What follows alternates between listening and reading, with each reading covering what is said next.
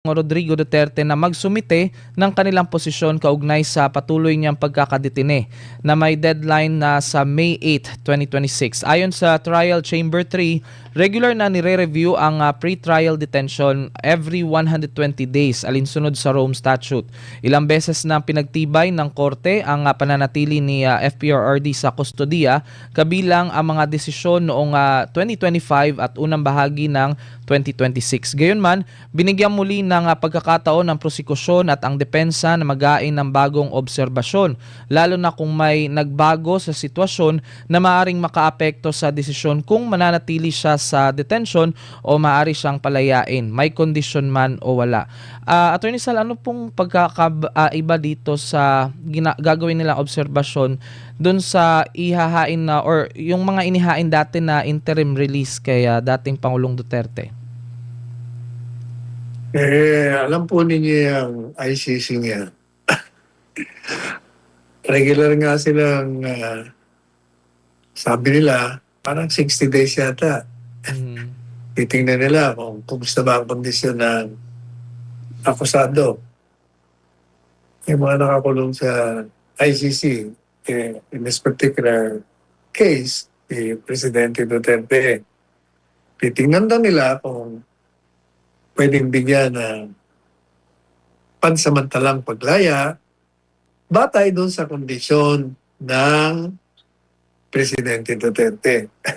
Pero ang problema, ilang ulit na humingi ng ang pakiusap kung maaari. Number one, yung interim release, pansamantala sapagkat gaya ng mga sinabi ng abogado ni Presidente Duterte, gaya na rin ang sinabi natin dito sa ating programa. Dapat bigyan ng interim release sapagkat under the Rome Statute, pag may mali sa proseso sa kanyang pagkakaaresto at na labag mo ang karapatan ng isang akusado, kailangan bigyan mo ng pansamantalang release. Alam naman natin na nung inaresto yung si Presidente Duterte, talagang nilabag ang karapatan sapagkat una-una, hindi naman totoo na valid ang warrant of arrest dahil galing sa ICC. Pinatupad lamang dito sa Pilipinas. At kahit nasa ilalim ng Rome Statute at sa ating konstitusyon, bago mo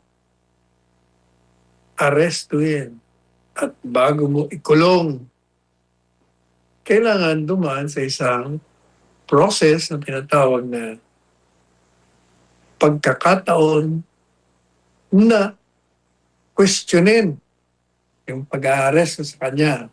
Dahil sabi, bigyan mo ng due process. Alam naman natin hindi dumaan doon whether sa Rome Statute o sa Constitution, kasi under Article 59, ng Rome Statute, kailangan dumaan sa local court. Hindi nila pinadaan yun.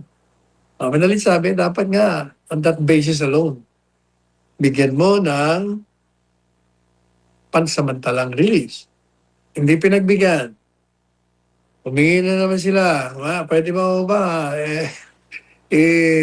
bigyan nyo ng temporary liberty ito kasi ang kanyang kalagayan. Tinanggihan nyo. Hindi, okay ang presidente. Nagsabi namin yan, okay.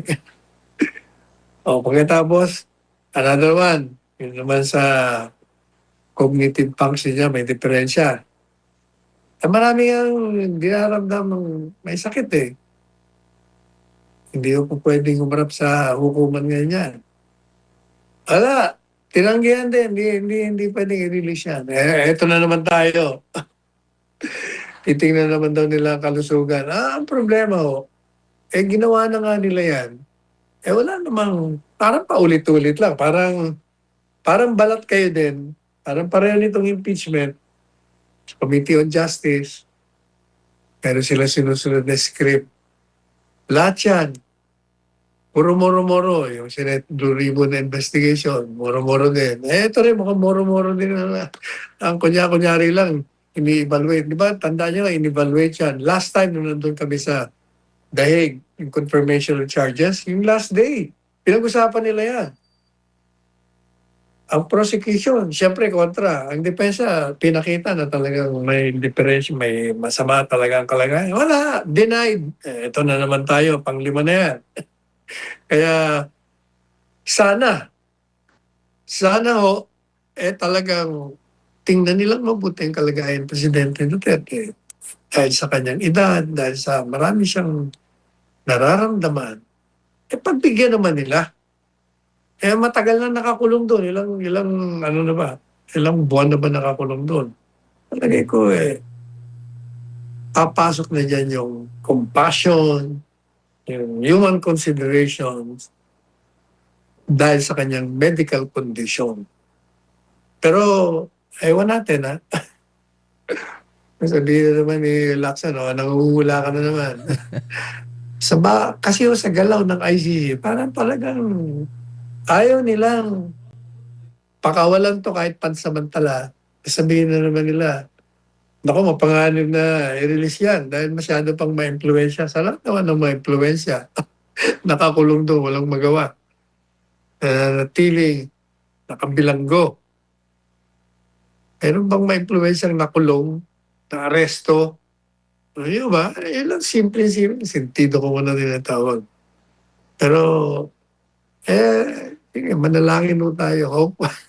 Let's hope against hope na pagbigyan ang ating dating Presidente Duterte na makalawas kahit pansamantala muna.